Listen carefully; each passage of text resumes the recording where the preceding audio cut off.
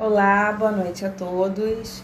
Para quem não me conhece, meu nome é Roberta Duarte, eu sou psicóloga, psicanalista, psicóloga jurídica e mestre em psicologia pela UFRJ.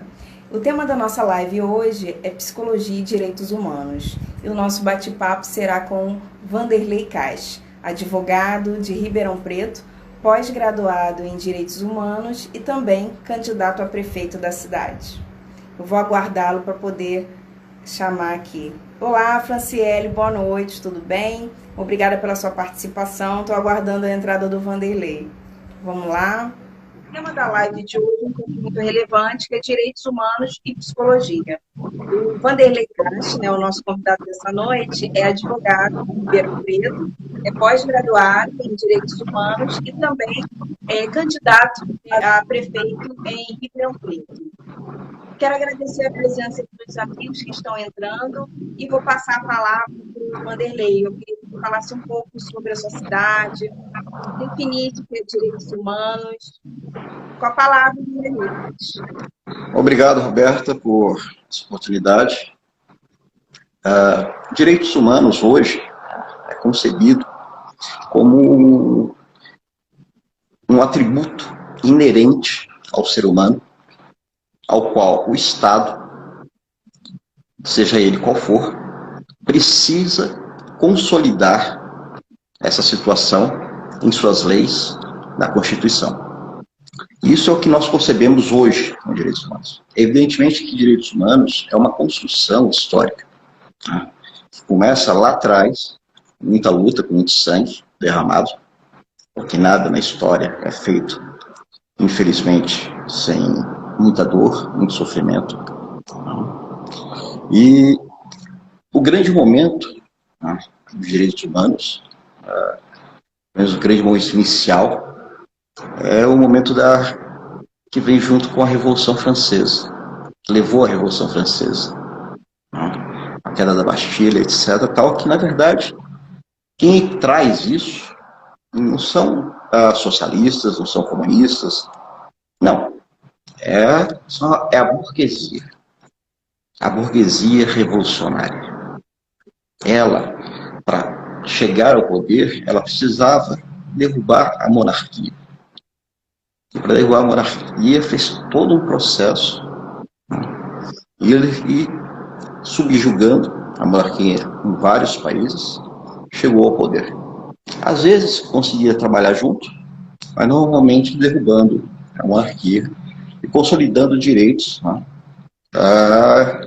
individuais, de direito ao comércio, direito à livre manifestação, mas não passava desse direito individual. Não existia essa noção de direitos coletivos, de igualdade, de uma real igualdade entre as pessoas, e que todo mundo precisa ter direito à educação, à saúde. Isso não passava na cabeça naquele momento. Era um direito realmente, com o objetivo de ganhar poder, ganhar dinheiro. Isso foi a nascente dos direitos humanos.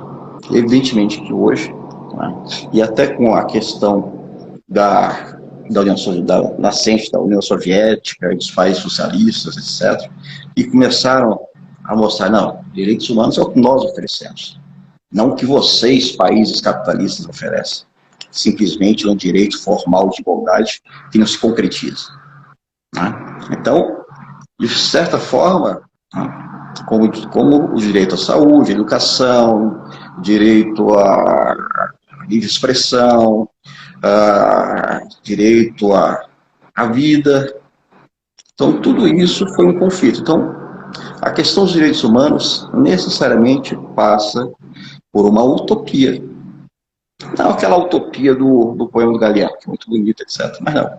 Aquela força que move as pessoas, né, a energia que move as pessoas, né, para transformar.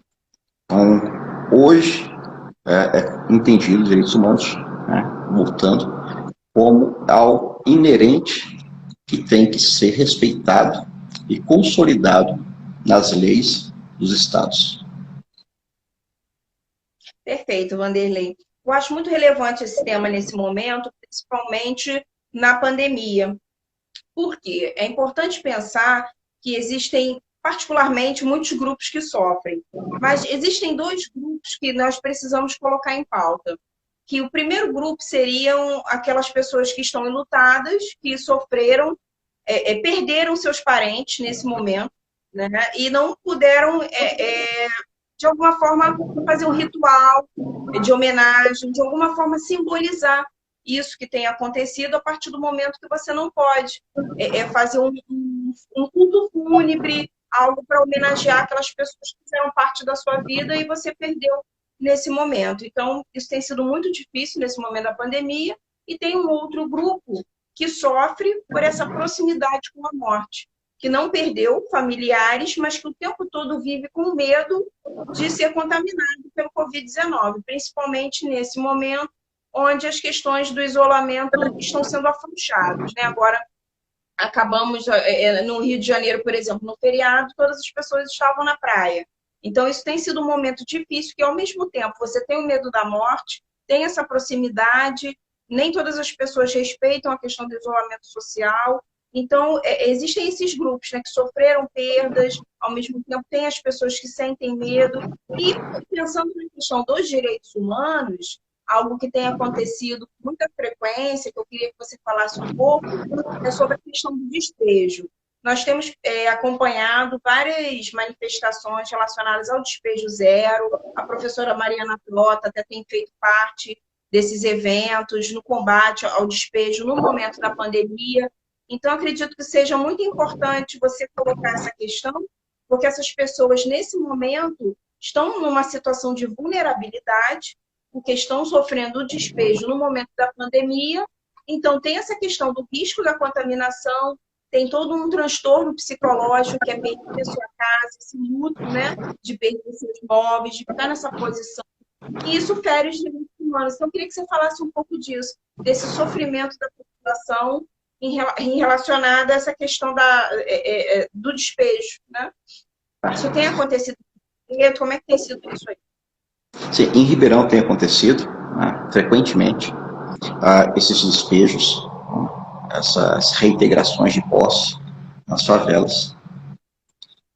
E eu até gostaria de trazer um dado interessante aqui para a nossa cidade, Ribeirão Preto, que Ribeirão Preto atraía muitas pessoas de fora, tá, do estado de São Paulo, né, procurando uma melhor condição de vida.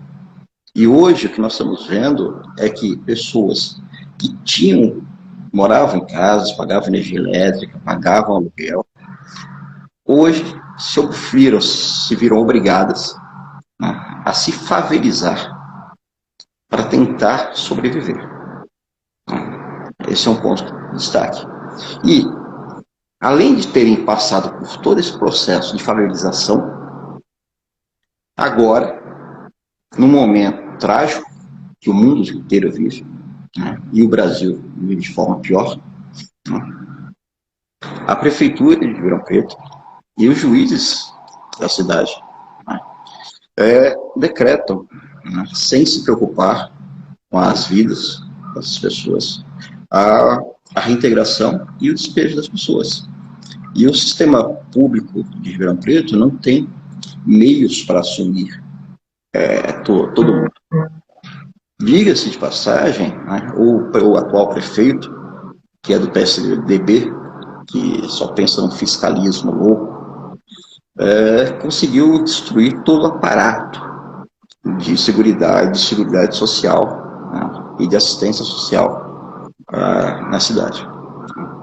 Agora, a questão do despejo, a questão da propriedade, do direito de você morar, né, que deveria estar sendo assegurado a todos, e deveria ser, porque grande parte de todos esses terrenos, dessas terras, estão aí simplesmente esperando que o mercado aumente o seu valor para que sejam vendidas, comercializadas, etc.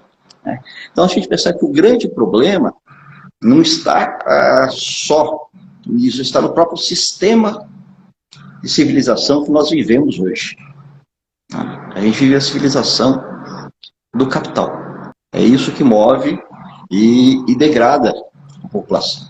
Né? Porque a Hobbes, né, já falava, né, no século XVIII, que o ser humano abria mão da sua condição de liberdade, quando ele escreveu o Leviatã, né, da sua liberdade, para formar uma sociedade civilizada. Por quê? Com medo da morte violenta. Esse segundo... O homem é do homem, né? Então, Hobbes escreveu isso. Né? E aí, entrando até na tua área, que é uma área que me encanta muito, né? A área da psicologia, você vê quando o Freud escreve o Mal-Estar na Civilização, né? Ele fala desse processo, que o ser humano tem que abrir mão dos seus impulsos, né? dos seus impulsos, das suas características originais, né? E tem que sublimar toda aquela origem ancestral, toda a sua energia, abdicar, de certa forma, da sua felicidade, né? Para viver em sociedade. Né? E aqui eu quero fazer até um gancho. Eu acho, eu penso e faço ilações, né? E aqui eu trago o Albert Camus, quando ele escreveu o Mito de Sísifo, né? Que ele trata do absurdo da existência. Né? É essa existência, é a existência dessa sociedade. É o Sísifo grego, o rei grego, condenado pelos deuses a carregar, rolar uma rocha de mármore ao topo de uma montanha, e ao chegar lá, essa rocha cai e ele tem que fazer tudo novamente. E essa é a vida que nós levamos nessa sociedade capitalista. As pessoas... Interessante essa questão que você coloca, porque o discurso capitalista é um discurso que ele não faz laço, né, para a psicanálise. E você cita o Mal-Estar na Civilização, é importante também colocar que nesse texto o Freud fala que existem 3 questões que causam maior sofrimento ao humano. Um que é a fragilidade dos corpos, e que nesse momento de pandemia isso fica em evidência, essa fragilidade. O que traz também sofrimento é que você não controla a natureza ela é incontrolável, e o que também causa maior sofrimento, né, desses 3, o que mais faz com que o sujeito entre em sofrimento são as questões relacionadas ao social, né, são as relações sociais. Então, é importante pensar que se a fragilidade dos corpos no momento da pandemia está em evidência, nós deveríamos o quê? Repensar as nossas relações. E isso não tem acontecido.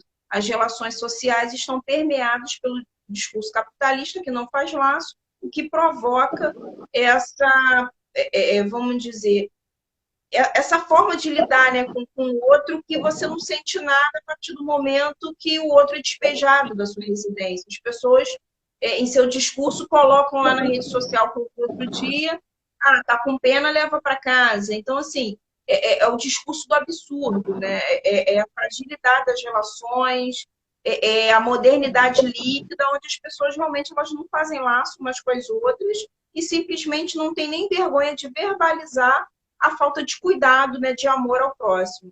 Então, achei muito interessante, muito importante isso que você falou sobre essa questão do neoliberalismo. É muito importante também pensar, né, nesse momento na questão da necropolítica e que realmente as pessoas não fazem laço, né, nesse momento tão difícil.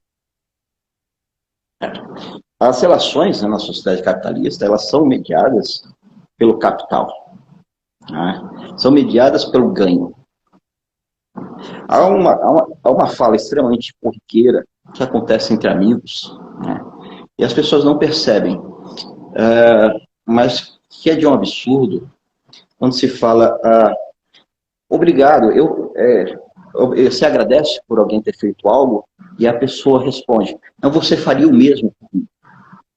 Não é simplesmente fazer por fazer. É o fazer por solidariedade, por companheirismo, por irmandade, por sentimentos maiores. Não. Eu faço porque eu sei que você faria o mesmo por mim. É uma troca. Tudo é mediado pela troca. Isso não dá, isso não tem condições de se manter. Por isso que, não à toa, eu estou no partido comunista, porque eu entendo que se nós não vencermos essa sociedade do capital, essa sociedade que é mediada por trocas e não por afetos, né,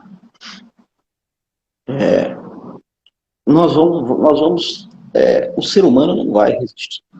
Vai voltar aos instintos primitivos da agressão, né, como agora voltando a Freud, ao mal-estar da civilização, né, aos instintos primitivos da agressão. E não vai ter quem segure mais isso. Porque é uma sociedade que não dá, não oferece nada em troca a esse pacto que ela cobra, esse pacto civilizatório. Ela não oferece nada às pessoas. O que oferece, no máximo, o que a gente percebe, isso na massa trabalhadora, né, é a expectativa de ter algo no futuro. Isso não é alcançado pela maioria da população. Então, a gente vê pessoas que não têm fazendas, não têm propriedades, mas são contra movimentos de trabalhadores rurais sem terra. Por quê? Porque vivem na expectativa de um dia, quem sabe, nessa sociedade, né, você se tornar um proprietário. Agora, é importante pensar que nesse momento da pandemia, essa expectativa também se torna frágil, a partir do momento que você não sabe como será depois desse episódio terrível da pandemia, porque os índices de desemprego estão alarmantes, a gente não sabe como será o dia de amanhã, se nós teremos uma vacina eficaz. Então, essa expectativa ela ainda se torna ainda mais fragilizada nesse momento. E é interessante quando você fala sobre a questão da massa, me remete ao texto de Psicologia das Massas do Freud, porque é como se a massa hoje no Brasil estivesse vivendo de uma forma delirante. Ela não consegue perceber, ela está numa posição negacionista, como se a pandemia não existisse, então ela pode passar o feriado na praia, como se nós fôssemos imortais. Então as pessoas estão vivendo como se a empresa fosse mais importante que a vida. Elas estão mergulhadas nessa questão neoliberal, onde um CNPJ vale mais do que as vidas humanas e a sua própria vida. Então, acho que cabe ressaltar isso também, que a massa ela tem sido levada por uma liderança que coloca que o que está acontecendo não é tão importante, que essa doença terrível é uma gripezinha, e as pessoas estão numa posição negacionista, não querem aceitar que nós estamos em uma pandemia. Então, são questões que nós precisamos sempre colocar em pauta, que as pessoas tragam a reflexão e que venham a respeitar o isolamento social, pensar que nós estamos num momento muito difícil da história e que cada um precisa fazer a sua parte. Tá? Roberto, eu acho que o que você falou é muito importante, porque as pessoas tendem a individualizar as atitudes. Tá? Nós vivemos em sociedade. Ninguém sairia às ruas e estariam expostos à pandemia. Nós estamos aí com mais de 160 mil, 170, quase 170 mil mortos, mais de 170 mil mortos no Brasil. Né? Se o governo, né, governo federal, governo estadual, governo municipal, oferecesse condições para que as pessoas estivessem em outra situação. Né? Porque há esse discurso, né, de tentar responsabilizar o indivíduo por ele ir à praia, o indivíduo por ele sair e tentar ir a um bar, a um boteco, tomar sua cachaçinha e tal, sem pensar nas outras pessoas. Não. Isso, primeira coisa. Esse individualismo faz parte e é característico da sociedade capitalista. É como a gente estava conversando até agora. Primeiro ponto. E segundo, é a falta de investimento, de informação e de formação das pessoas por um Estado que deveria atender e se preocupar com a população. É isso que não acontece. Hoje, por exemplo, né, eu vi uma postagem no Facebook, alguém colocando a foto do presidente do Brasil, né, e falando, olha o que o presidente falava, se vocês não trabalharem e responsabilizando a tentativa de distanciamento social pelo preço do arroz e do feijão. O preço do arroz e do feijão, né, estão altos. Isso já... Eu conversava com um amigo que trabalha na área há cerca de 3 meses e ele estava me dizendo, espere que antes do final do ano o preço da comida, do arroz, do feijão, da carne, vão subir drasticamente. Porque quem está exportando está comprando, chegando nos pequenos produtores, porque quem produz arroz, quem produz feijão, são pequenos produtores, estão chegando nesses pequenos produtores e pagando pelo preço do que eles ganhariam no futuro para plantar soja para exportar. Então, a crise, os valores do preço, não são por causa, em virtude da pandemia, e sim em virtude do que acontece sempre o olhar ao ganho do capital, das grandes empresas, dos grandes produtores de exportação, sabe? E esse país, né, ainda pensa em crescer, em se tornar uma potência, tentando vender produtos primários, né, que hoje a gente chama de commodities, né, mas o Brasil começou vendendo vendendo, exportando pau-brasil, né, daí vem o nome do nosso país. Depois fomos para onde? Fomos para cana-de-açúcar, café, borracha. Depois nós começamos a vender a soja, carne, e estamos aqui, no mesmo lugar. Entendeu? Evidentemente que o país tem um PIB elevado, né, se a gente considerar cerca de 250 países que existem no mundo, né? Nós estamos ali entre os 20 sempre, né? Décimo, chegamos até oitava economia, né? Sexta economia. Eu quero agradecer a Raquel, a Érica, a Desirê. A Desirê colocou algo interessante aqui que eu acho importante ler, que é relacionado ao mal-estar na civilização de 1930. Ela coloca assim, a psicanalista, a pandemia coloca em cena as 3 causas de sofrimento trazidas por Freud.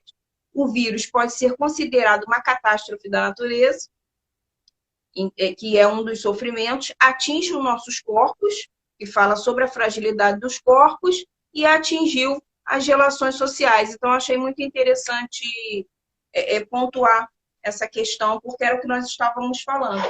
Então, o Covid-19, ela traz o sofrimento nas 3 esferas, né, que ele já colocava em 1930. Então, mostra que a psicanálise ela é mais atual do que nunca.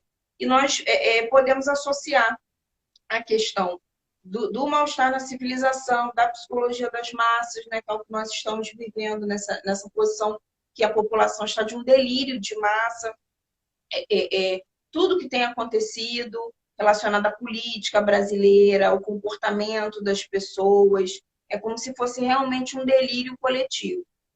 Agora eu queria que você falasse um pouco, Vanderlei, como é que tem sido a sua experiência, assim, nesse momento da pandemia, ao mesmo tempo você tem essa dificuldade de sair de casa para fazer a campanha, eu vi uma foto sua na rede social, você discursando, eu queria que você falasse um pouco como é que foi esse discurso, como é que tem sido a sua experiência nesse momento, como é que tem sido essa campanha nesse momento tão delicado, né? Você tem se protegido, como é que tem sido? Porque os eleitores são muito afetivos, né? E de repente você pega no microfone, mas não pode abraçar as pessoas. Como é que tem sido isso? Roberta, eu quero trazer primeiro um ponto que até agora nós estamos conversando, eu acho que estamos conversando cerca de meia hora, e basicamente a nossa conversa ela se pauta em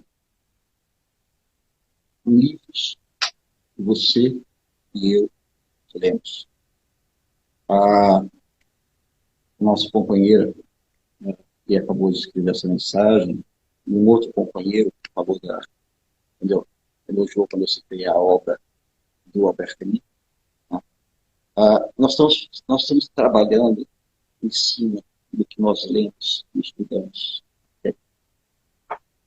Nós estudamos e lemos o veredito, o mal-estar na constituição. E eu acho importante trazer essa questão da tentativa de criar, sobretaxar os livros, né, trazido pelo Paulo Guedes, pelo chefe dele. E, e mostrar como o livro, o conhecimento, incomoda os detentores do poder econômico, do poder político. Hoje, 11 de setembro, todo mundo vai, certamente, hoje nos jornais, à noite, televisivos, vão falar das Torres Gêmeas nos Estados Unidos. Sim. Mas ninguém vai falar do 11 de setembro de 1973, no Chile. Do Chile, é verdade. Alberto, Da ditadura. e Pinochet, Uhum. um golpe muito bem orquestrado pela CIA, depois de forma violenta, matando Salvador Allende.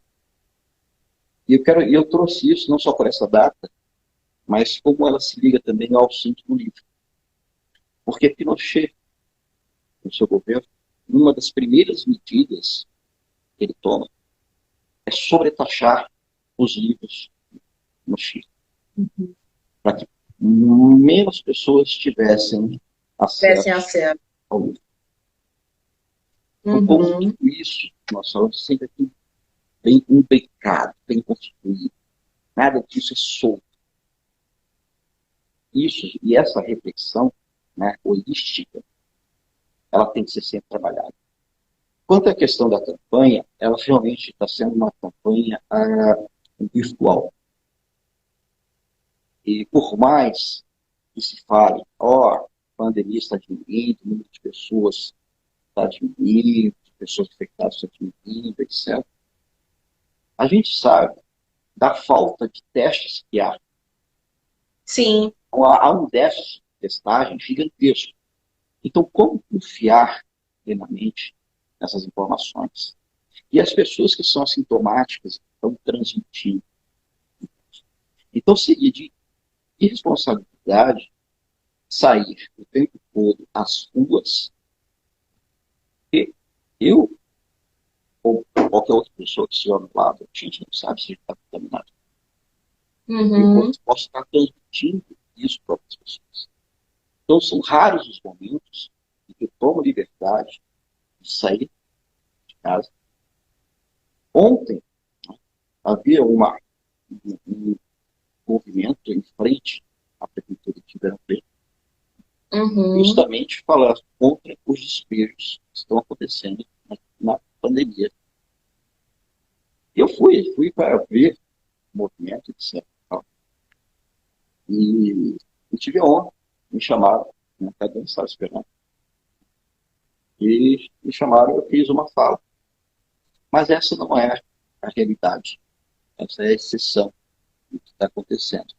Hoje, por exemplo, também houve uma manifestação, né, relacionada à questão dos carteiros. Que estão pleiteando um acordo que havia sido fechado e o governo não está respeitando. Evidentemente que eu não fui. Eu não posso ter ou estar na rua como eu gostaria de estar. Como sempre estive. Sim. Tá? Não só por mim, mas pelas outras pessoas, pelos companheiros, pelos meus amigos e pelos meus adversários, pelas pessoas que não gostam de mim. Da mesma forma, eu tenho que me preocupar.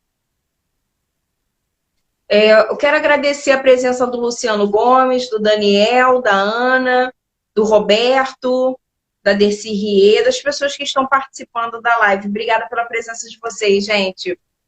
Então, eu acho muito importante você colocar essa questão sobre os livros, né? Você até colocou no seu Instagram, achei muito interessante a sua pontuação, a sua lembrança. Agora, eu queria, como nós temos pouco tempo, falar sobre a questão da saúde mental. Nós estamos no Setembro Amarelo, que existe uma campanha específica, né, nesse mês, que é a prevenção ao suicídio. E, devido à pandemia, devido ao isolamento social, as pessoas está aumentando, né, o índice de depressão e o índice de suicídio. Então, a Organização Mundial de Saúde já aponta que são 32 casos de suicídio por dia aqui no Brasil. Então, o que a gente pode pensar a partir disso, né?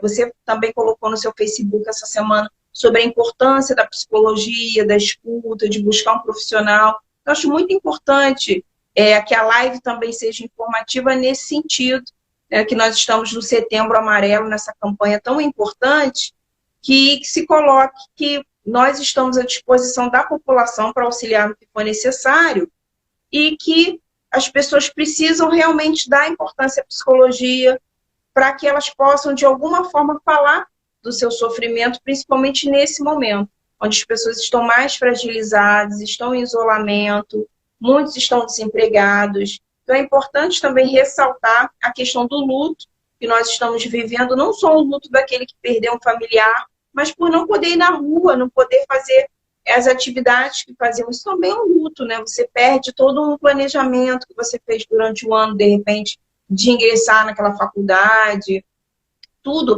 Pessoas estavam preparando seus casamentos, né? Tem pessoas na minha família que tiveram que adiar as festas de casamento. Então, isso tudo é um luto que a pessoa está vivendo. Então, é importante também falar da psicologia nesse momento, no sentido de que é necessário que o povo tenha mais sensibilidade e que estejam atentos aos sinais que seus familiares, seus amigos estejam emitindo. E que é importante dar um lugar de escuta a essas pessoas. E quem tiver, de repente, se sentindo mais fragilizado, buscar um psicanalista para que fale de suas questões.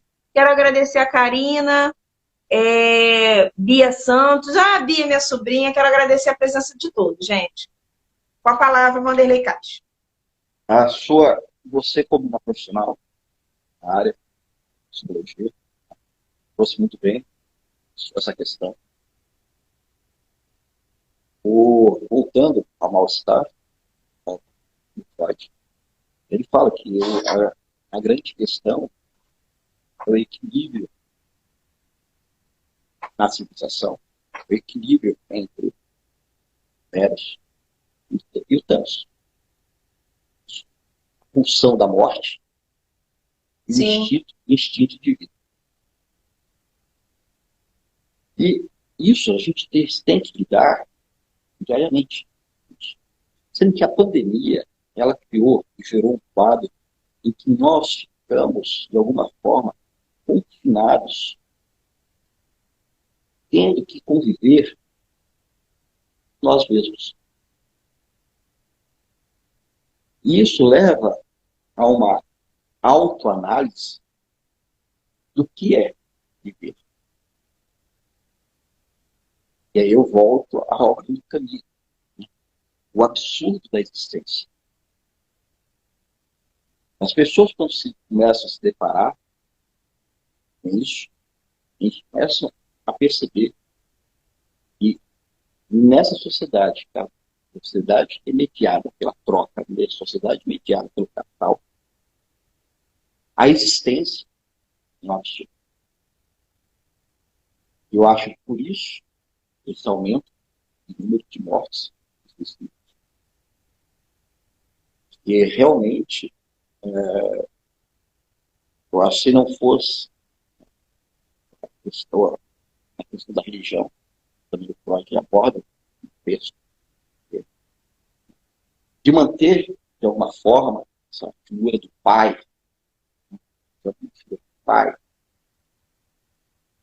da autoridade, acho que as pessoas, esses números estariam muito maiores. Gentileza, quero agradecer a presença do ilustre Rubens Casara, o alvinegro mais bonito do Rio de Janeiro, que está presente na live. A Simone também, que colocou aqui uma questão da dificuldade que a população tem de acessar os tratamentos psicológicos. Sim, eu quero até dar uma dica para quem tem dificuldade em relação ao atendimento psicológico. Antes da pandemia, algumas instituições, como faculdades, que têm alunos que fazem a faculdade de psicologia, muitos atendem no serviço de psicologia aplicada. Então, para quem não tem condições financeiras de pagar um atendimento psicológico, busque uma faculdade onde tenha o curso de graduação em psicologia, que lá você consegue atendimento dos alunos com supervisão dos professores. É só uma dica. E, nesse momento, muitos têm feito atendimento psicológico gratuito. Muitos profissionais têm oferecido. É isso, Vanderlei, eu quero estar agradecendo esse momento. Queria que você finalizasse a fala, porque o Instagram tem um tempo determinado. Quero estar agradecendo esse momento, assim, querido. Fico muito feliz. Você quer finalizar? Quer colocar mais alguma questão da sua cidade? Você tem uma página no Facebook também, né? E quem quiser te seguir no Instagram, é só botar seu nome. Como é que estão as suas páginas lá? Caixa Filho, tudo com underline separado no Instagram. E eu no Facebook, Vanderlei Caixa. Obrigada. Acho que é Cia Moreira que está participando, que bacana. Realmente, existe uma fila extensa, né? Realmente é um problema. A questão da saúde mental é um problema de saúde pública, né? Porque as pessoas estão em sofrimento e o poder público não dá acesso à população. São poucos concursos públicos para os psicólogos, realmente tem sido muito difícil. Mas vamos fazer o possível para estar ajudando a população. Tenho certeza que vocês podem contar com o Vanderlei como advogado na cidade de Ribeirão Preto. Qualquer dúvida que vocês tenham, vocês podem deixar uma mensagem nos comentários da página dele, da minha página também, como psicólogo, me coloco à disposição da população. Eu e Vanderlei estamos à disposição das pessoas para ajudar no que for preciso. Quero agradecer a presença do Daniel, da Fátima, da Gilma, uma aluna minha que apareceu também. Obrigada, gente. Rubens Casaro, que fez parte da live. Obrigada. É isso, Vanderlei, eu quero agradecer mais uma vez, meu amor, por tudo. E quero agradecer também as pessoas. Algumas pessoas eu não estou conseguindo ler o nome, tá, gente? Mas quero agradecer com todo carinho. Mamed, a Cia Moreira. É isso. Obrigada. Tá? E aí vai ficar gravado aqui no Instagram e depois no meu canal Psicóloga Roberta Duarte, lá no YouTube. Obrigada. Obrigada, Gilma. Beijo. Beijo, Vanderlei. Obrigada. Tchau. Professora Marília, um beijo.